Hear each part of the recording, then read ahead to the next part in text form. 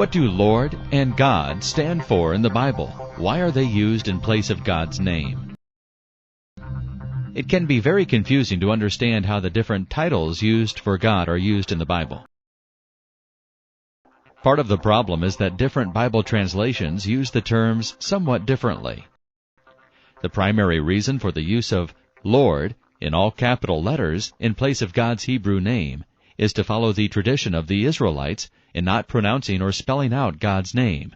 So, when God's Hebrew name, Yahweh, is used in the Old Testament, English translations usually use Lord in all caps or small caps. Also, since ancient Hebrew did not use vowels in its written form, it is not entirely clear how God's name should be spelled or pronounced. It could be Yahweh, or Jehovah, or Yehowah, or something else. As just stated, when Lord, in all caps or small caps, occurs in the Old Testament, it is a replacement for an occurrence of God's Hebrew name, Yahweh, also known as the Tetragrammaton. This is fairly consistent throughout all the different English translations of the Bible. When Lord, in small letters, occurs in the Old Testament, referring to God, it is usually a rendering of Adonai, a name or title of God that emphasizes His lordship. Lord Yahweh, in all capitals, and Lord Adonai, in lowercase, are by far the two most consistent renderings throughout all the different English Bible translations. In the Old Testament, when God is used, it is usually a rendering of the general Hebrew word for God, Elohim. When Lord God, in all capitals, or Lord God, with God in all capitals, occurs, it is usually a rendering of a dual name for God, Adonai Yahweh.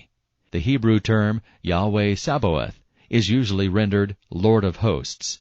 The Hebrew term Yahweh Shaddai is usually rendered Lord Almighty. The Old Testament uses many different names and titles to refer to God, to emphasize certain aspects of His person and attributes.